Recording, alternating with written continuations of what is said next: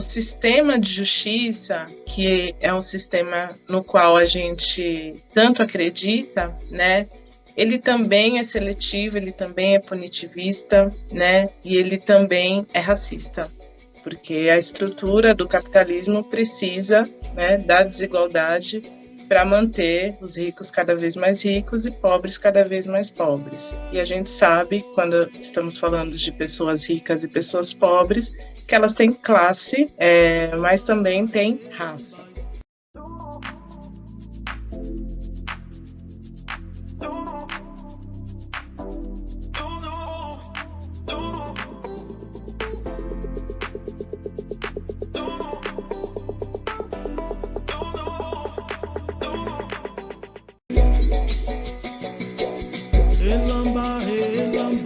Ancestralidade, identidade, cultura, Minas Negras Gerais. Ela é mestre em Serviço Social e Políticas Sociais pela Universidade Federal de São Paulo.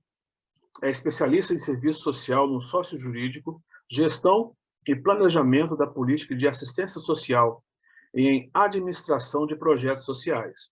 Atualmente assistente social na Defensoria Pública do Estado de São Paulo, atuando na Regional de Infância e Juventude, que atende adolescentes acusados da prática de ato infracional e suas famílias em toda a capital. Faz parte do Comitê de Assistentes Sociais no Combate ao Racismo, no CRES São Paulo, da Frente Nacional de Assistentes Sociais no Combate ao Racismo, e ela está à frente do podcast Praxis Preta.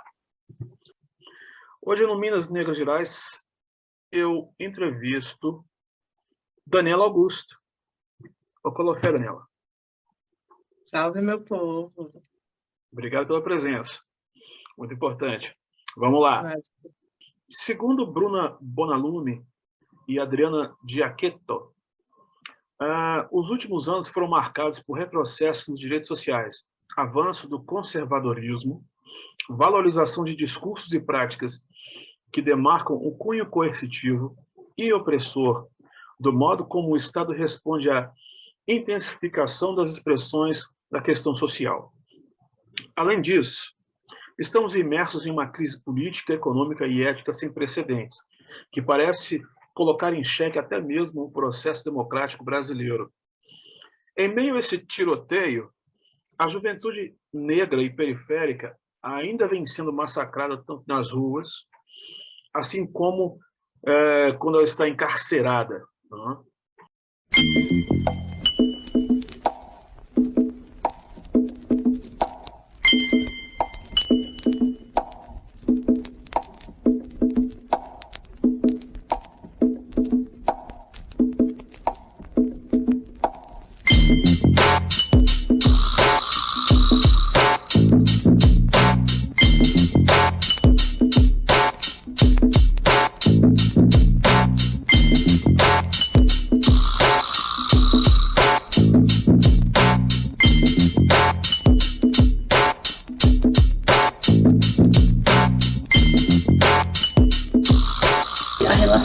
Entre a nova política de drogas, principalmente a nova política de drogas e o encarceramento, ela é muito imbricada, assim, são questões muito intercaladas.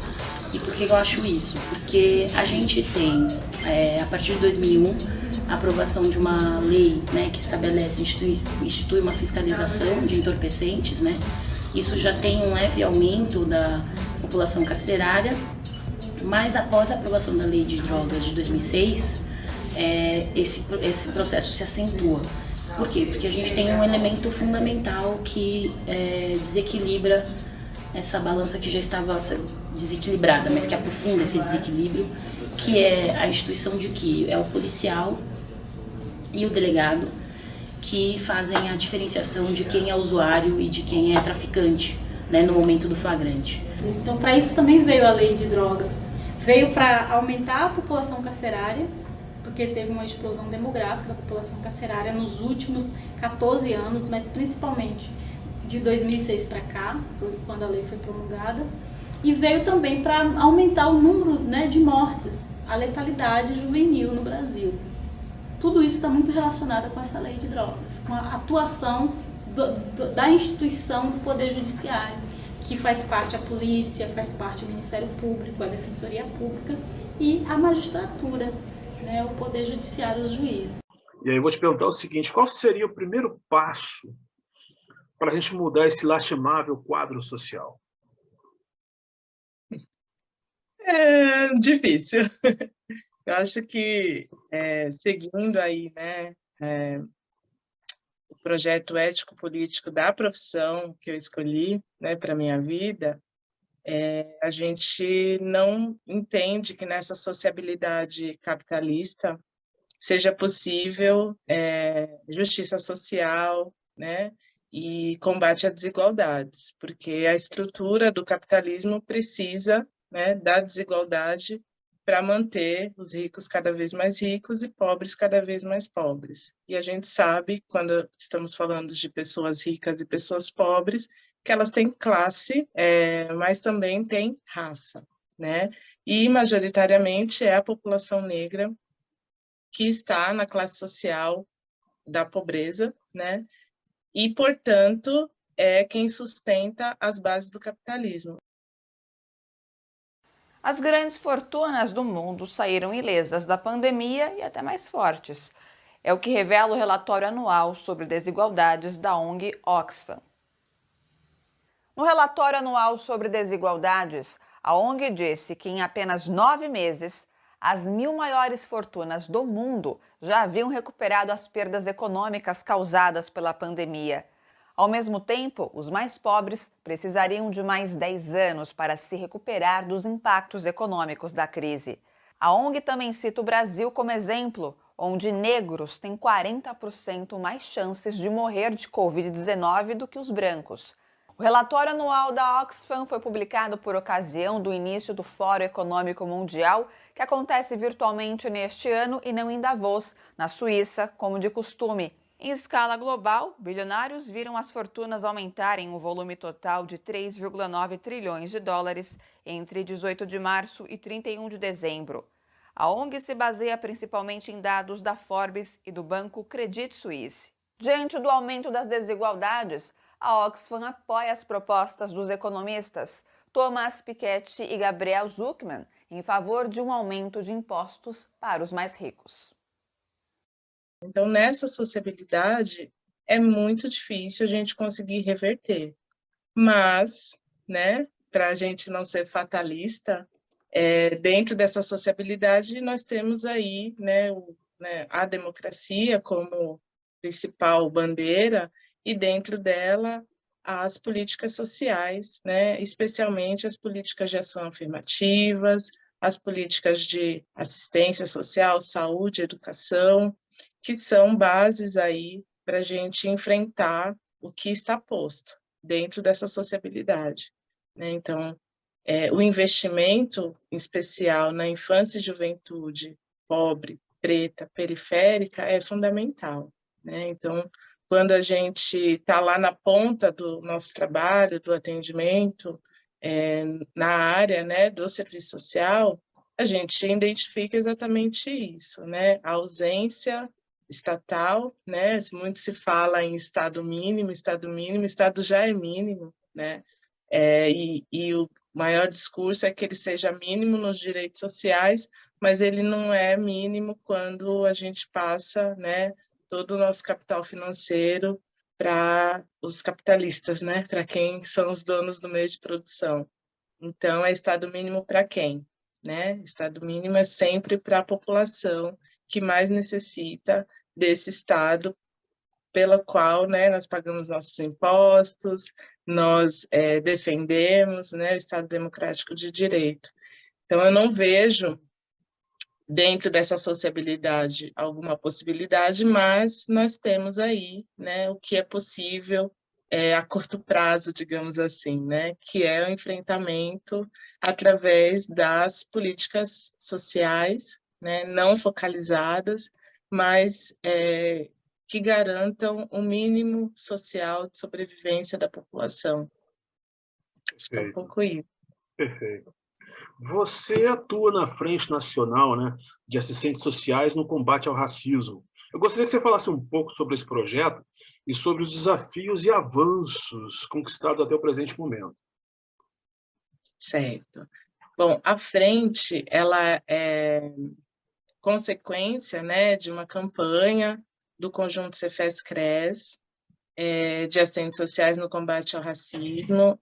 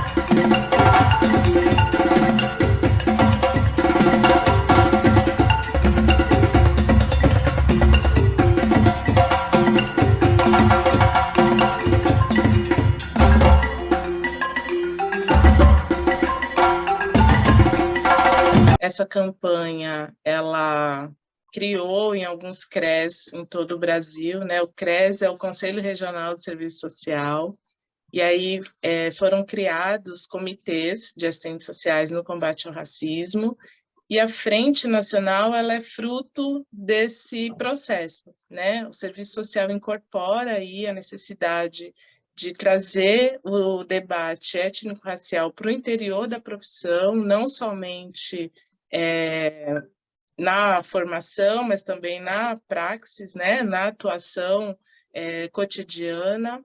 E aí, essa campanha, ela termina, né? As campanhas do Conselho, do Conjunto Cefes-Cres, vai sair, né, Rogério? Espera aí. Tudo bem, tá tudo bem. Não, agora não, filho. Eu não falei para você que a mamãe ia fazer entrevista? Por favor. É o horário dele jogar videogame. E aí, na campanha, né, ela tem um prazo de duração, foram criados alguns comitês em alguns CRES no Brasil inteiro, e a frente, ela nasce a partir desse encerramento da campanha, porque nós entendemos aí, né, que o combate ao racismo, ele deve ser uma luta constante dentro da categoria profissional, né?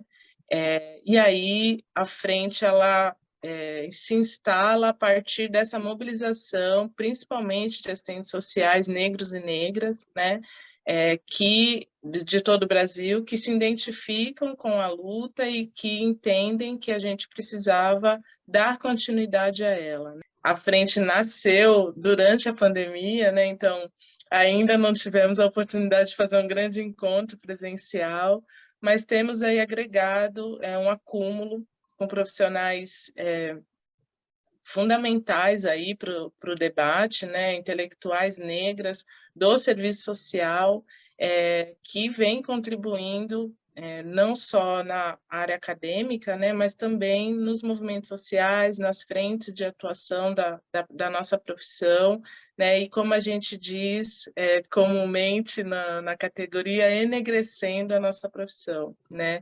Saiu recentemente o censo de uma amostragem, né, do perfil da categoria profissional, e somos mais de 50%, né, de assistentes sociais negros e negras. Então, isso diz muito, né, da nossa profissão e diz muito do compromisso profissional que a gente precisa ter daqui para frente, né, na formação e na atuação. Então, a frente, ela dá continuidade a essa campanha tão especial, tão importante que o Conjunto Cefes-Cres realizou. Perfeito. Você também atualmente atua como assistente social na Defensoria Pública do Estado de São Paulo, atuando na Regional de Infância e Juventude, que por sua vez atende adolescentes acusados na prática de ato infracional e suas famílias em toda a capital. E também faz parte do Comitê de Assistentes Sociais no combate ao racismo, né, do CRES.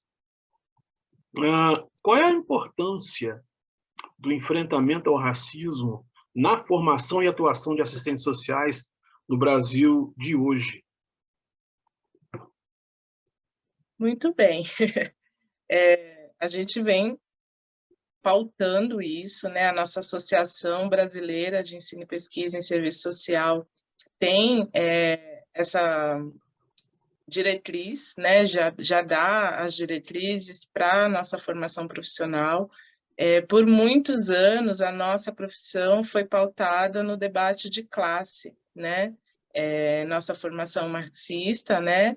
Então, a gente fazia muito esse debate de classe e isso está muito arraigado dentro da profissão. E assistentes sociais pioneiras, né, intelectuais da nossa área, começam a pautar que essa classe tem cor, né, e que a nossa profissão tem, sim, na sua gênese, aí, o racismo, né, a eugenia, como sua essência de nascimento, né?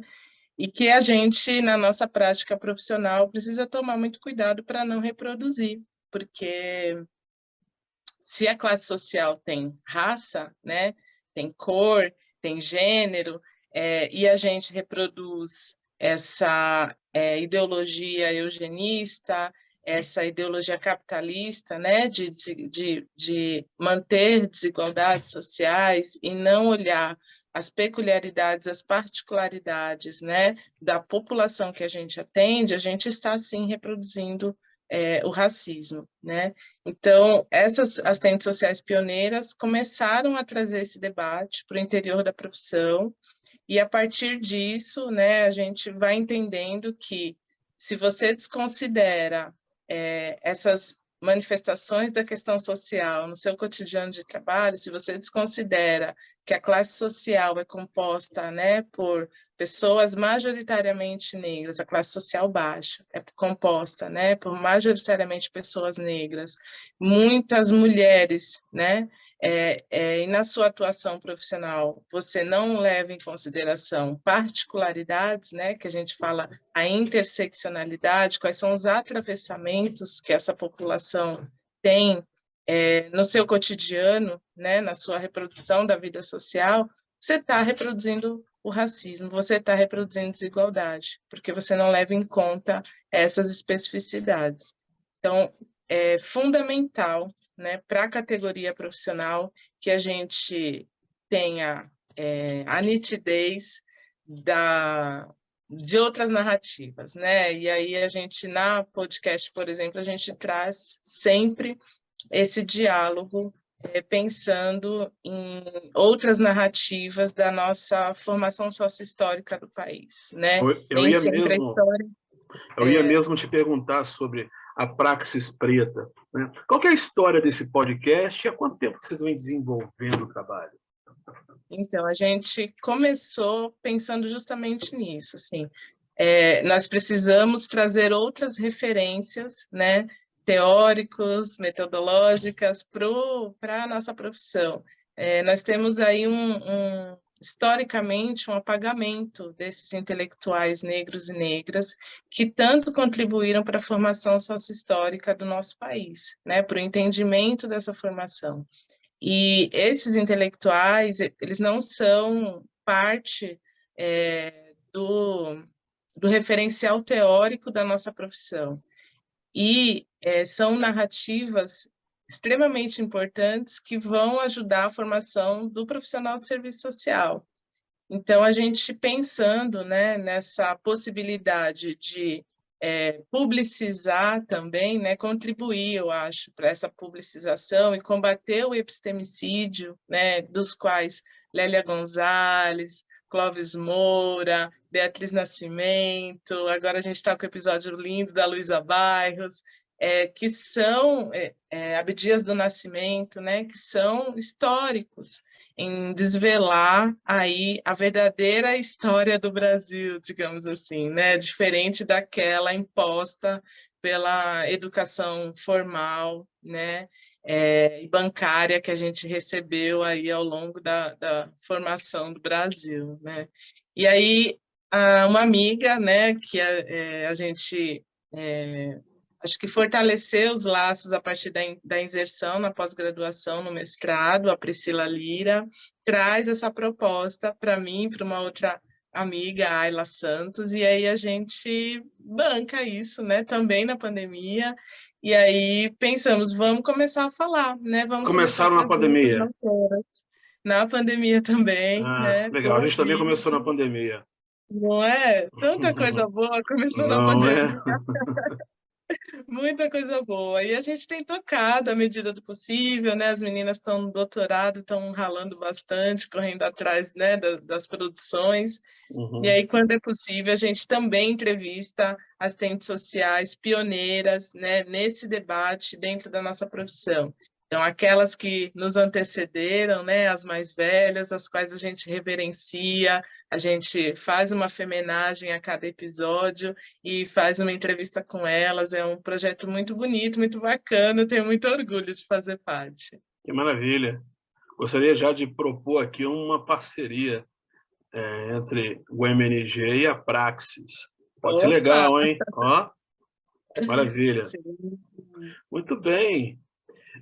Querida, estamos chegando ao fim da nossa entrevista, tá bom? Você tem aí seus afazeres, os meninos aí querem jogar o videogame. Ele tá muito esperando entrando aqui no quarto. Daniela, eu quero Eu te acho que eu só agradecer. não falei Diga, do meu trabalho, né? por favor, Acho que é um ponto importante, diga. é um tema do qual 8 anos eu estou imersa, né? Após a entrada aí na defensoria, e é um espaço de muita potência, né? Porque a gente atua ali numa equipe com 4 profissionais, eu, a Alessandra, o João, a Gi, 2 psicólogos, 2 assistentes sociais, e os defensores públicos da área da infância e juventude, e lá a gente consegue ver a materialização da seletividade racial penal, né, do genocídio e do encarceramento da juventude negra. E isso é muito nítido, né, no nosso cotidiano profissional, porque os meninos e meninas e as famílias que nós atendemos têm classe social e têm cor, né, mais uma vez trazendo aqui a importância desse olhar, né, que a classe tem cor, né, e o sistema de justiça, que é um sistema no qual a gente tanto acredita, né, ele também é seletivo, ele também é punitivista, né, e ele também é racista. A justiça no Brasil, a com J maiúsculo e a com J minúsculo, tem cor? Juca, não existe possibilidade de pensar a justiça nem com J maiúsculo, nem com J minúsculo, sem entender como a questão racial ela estrutura o funcionamento e também todo o processo de legitimação das decisões que nós tomamos aqui no Brasil, seja do ponto de vista político, seja as decisões que se revestem um caráter técnico. Inclusive, isso tem sido objeto das minhas reflexões para pensar o seguinte: num país como o Brasil, a raça funciona fundamentalmente como um fator legitimador dos problemas sociais das desigualdades. A gente não consegue pensar o Brasil sem pensar como a questão racial ela é um elemento normalizador das relações. Então, a gente só consegue pensar o judiciário funcionando a partir desse lugar, que é de estabelecer a reprodução das desigualdades raciais. Então, é lá, nesse espaço, nesse cotidiano, que a gente vê materialização desse massacre contra nossos meninos e meninas. Então, é um espaço em que a gente tem muita potência, mas que a gente tem muito sofrimento, mas que a gente tem muitas parcerias importantes, bacanas, né, com profissionais comprometidos com a garantia de direitos dessa juventude. E ao contrário, né, do que se diz, eu acho que é importante a gente falar que em tempos de avanço do conservadorismo, né, de uma sociedade punitivista, é importante a gente falar que, ao contrário do que se defende da redução da idade penal, né, da não aplicação de medidas socioeducativas efetivas, a gente vem aqui na contramão dizer que nós não acreditamos que a redução da maioridade penal seja a solução, né? E nós não defendemos que esse sistema continue selecionando e punindo, né, desde a entrada das forças policiais nas comunidades, nos espaços, né, em que esses meninos se divertem, né, que o Estado não fornece, mas que eles se organizam para ter, e que são selecionados por seus trejeitos, pela cor da sua pele, pela sua postura, né, porque são filhos e filhas da classe trabalhadora. Por isso eles são selecionados e são trazidos para a justiça juvenil, né, que a gente chama de justiça penal juvenil. Então, não há, de forma alguma, impunidade no sistema socioeducativo. Na verdade, há, sim, responsabilização, e essa responsabilização, muitas vezes, é desproporcional, inclusive, né? Porque para os adultos, nós temos ali o Código Penal, e para adolescentes, criança não, mas para adolescentes nós temos o SINASE. E o SINASE, ele prevê, né, junto com o ECA, as medidas socioeducativas dentro da lei, e muitas vezes essas medidas são asseveradas, né, por questões comportamentais, por esses meninos e essas meninas não estarem ajustados à ideologia, né, do capital. E para que eles sejam ajustados, corrigidos, então entra o braço forte do Estado, né, que é o Poder Judiciário. Então, minha gente, né, falando de avanço de conservadorismo, de punitivismo, vamos conhecer, vamos estudar, vamos saber quem são esses meninos e meninas que estão inseridos nesse sistema, né? Vamos saber se esses direitos foram garantidos antes deles entrarem no sistema, porque a ideia, né, de uma sociedade justa e igual, né, com menos desigualdade, ela precede a garantia de direitos desde tenra infância. E quando a gente vai receber esses meninos e meninas, a gente percebe que não, né? Então, os direitos para quem? O ECA para quem, né? A proteção é para um grupo e a punição é para outro. Então, a gente precisa refletir sobre isso, refletir sobre quem está lá, né? E refletir, de fato, se o problema de segurança pública nesse país, ele é decorrente da juventude, né? Como se diz vulgarmente, né, e de forma muito leiga por alguns jornalistas aí que propagam discursos de ódio, né, discursos punitivistas e levianos, né, muito levianos, que acusam defensores de direitos humanos, defensores, né, de antirracistas, de serem vagabundos, de serem, como é que é? Eu ouvi recentemente um jornalista, fiquei tão bravo, demagogos, né? Dizem que nós somos demagogos. Então, o que é defesa de direitos humanos? Quem são esses humanos, então, né? Que a gente faz a defesa, porque direitos humanos é direito de todas as pessoas, e não é o direito somente à liberdade. Então, vamos estudar, vamos pesquisar, vamos saber quem são esses meninos e meninas, né? Vamos saber qual é a contribuição do socioeducativo para a nossa sociedade e o que a gente quer do futuro da nossa sociedade. Isso é fundamental, né? E pensar que a molecada está aí, vai fazer a diferença, e eu aposto muito nisso, né? É o que a gente precisa acreditar para poder seguir. Sem porque dúvida. O caminho é árduo. Só mais uma perguntinha. A que você atribuiria essa insistência de uma parte, né, do legislativo em criar a maioria penal? Então, eu acho que há no Brasil um projeto muito voltado para interesses do capital, né? A gente tem aí alguns exemplos de outros países. Eu vou usar os Estados Unidos, né, que está mais próximo da gente, que nos sufoca com todas as suas séries e seus, né, e a Seu sua protecionismo, cultura, né? né? Sim, e é uma cultura que está muito arraigada na nossa realidade. É impressionante como a gente só assiste coisa advinda, né, dos Estados Unidos, né? Uma cultura que a gente cada vez mais vai absorvendo. E lá os presídios são privados, né? Então há todo o interesse que se tenham pessoas presas para a roda girar. Alguém está ganhando com isso, né? Quanto mais pessoas presas, mais o Estado precisa pagar para quem administra essas prisões lucrar, né? Então é uma roda que não vai parar, e quanto mais cheia, mais lucro. Então a Angela Davis faz muito esse debate, né? Do quanto é lucrativa as prisões nos Estados Unidos.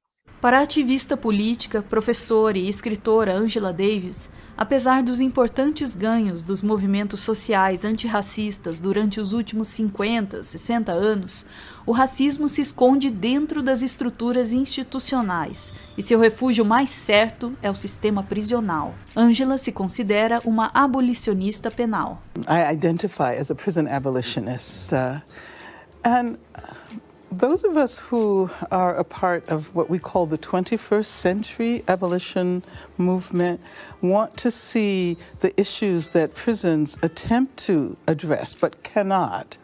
We want to see those issues dealt with differently and more effectively. I mean, for example, violence against women. If we simply incarcerate every man or woman who commits an act of violence against women, that doesn't necessarily mean that the problem goes away. What it means is we have ever more people behind bars.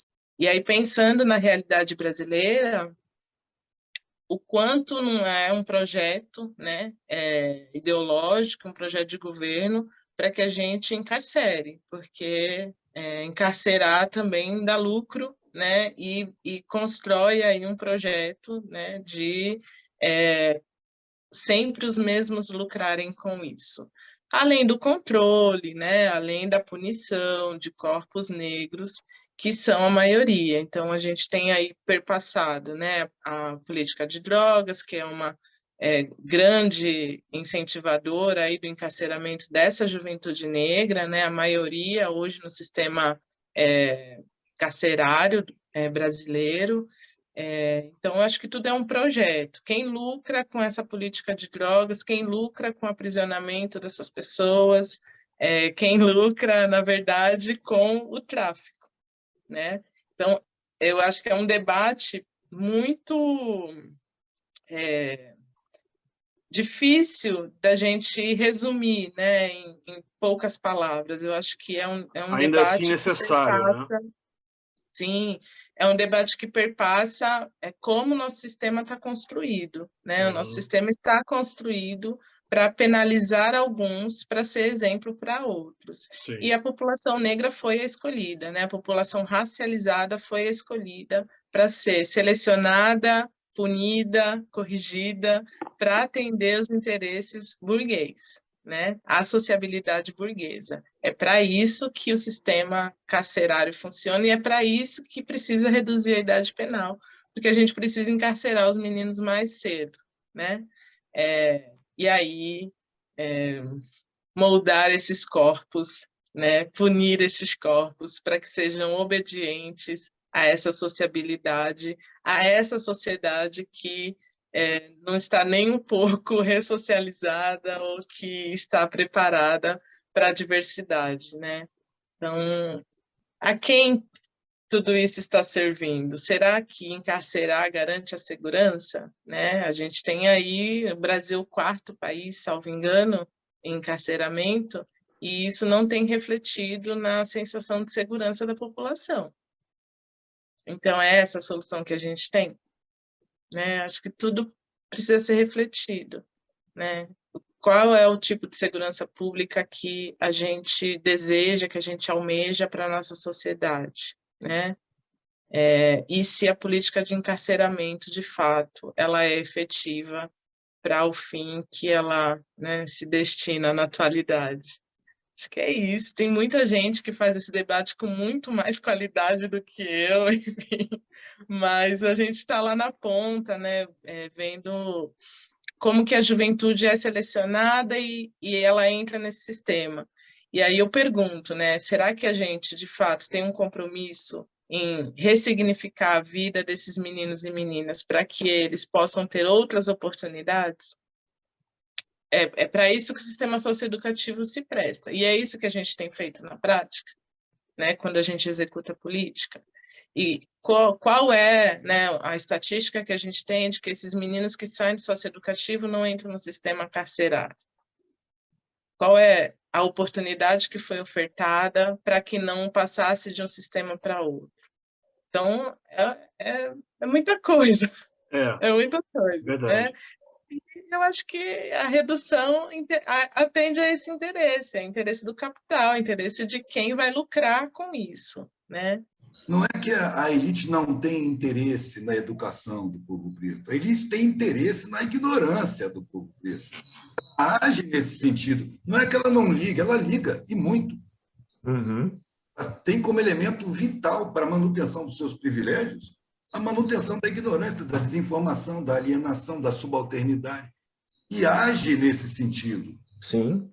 Quando você consegue colocar uma lei que diminua essa injustiça, você vem com essa lei também um monte de barreiras para que essa lei não seja posta em prática. Uhum. É deturpada. Aí vem uma emenda, vem um projeto, que bota uma frasezinha, muda uma vírgula e desumaniza novamente. Tem muita gente que lucra, sim, com o cárcere. E a gente precisa mostrar. Né? Esse é um tipo de debate que demanda mais tempo, né? É um debate mais complexo, e eu gostaria muito em poder retornar a esse debate contigo numa outra oportunidade, com certeza, tá bom? Primeiramente, eu quero te agradecer muito por vir colaborar conosco aqui no Minas Negras Gerais. As portas estão abertas para outras oportunidades, tá bom? Muitíssimo obrigado. Antes da gente partir, deixa aí uma mensagem a todos os pretos e pretas Brasil afora. Diga lá. Uau! Eu acho que a mensagem que eu deixaria é de confiança, né? De dororidade, como diz Vilma Piedade, de apoio, de cuidado, e de acreditar que a gente não está sozinho, que a gente precisa estar com os nossos pares, fazendo as nossas defesas daquilo que a gente acredita que seja melhor para a nossa sociedade. A gente passou por tempos muito difíceis, né? Não foi independente do espaço que a pessoa ocupou. Foi difícil para todo mundo, mas eu acho que a gente está no momento agora de virada, né? E que é possível, sim, estar junto dos nossos e defender as nossas bandeiras de luta que a gente acredita, né? Então, o racismo é uma doença da nossa sociedade e a gente precisa enfrentar e combater no cotidiano, e a gente precisa estar junto de quem acredita, de quem está disposto, seja pessoas pretas, ou sejam pessoas brancas, sejam pessoas indígenas, sejam quaisquer pessoas que se identificam com a luta, e a gente tem que somar, a gente tem que agregar e não disputar, né? A gente não disputa espaços, a gente se une para quem faz as mesmas defesas. E é isso, eu acho que agora é um momento muito decisivo, né? Está passando aí o auge da pandemia e a gente está podendo se encontrar, está podendo se abraçar e está podendo ir para a rua lutar, então bora lá. Vamos aproveitar. Bora lá. Bora lá. Eu conversei hoje com a mestre em serviço social e uma das coordenadoras do podcast Praxis Preta, Daniela Augusto. Daniela Augusto é prova de um Brasil preto que dá muito certo. Força para nós. É isso aí. Salve, meu povo. Salve. Valorize a cultura afro, a identidade negra, a ancestralidade e a pluralidade do povo negro. apoie o Minas Negras Gerais. pixminasnegrasgerais@gmail.com. Bora nos aquilombar! Inscreva-se no canal, dê o seu like e compartilhe com seus amigos. Os tambores de Minas soaram, seus tambores nunca se calaram.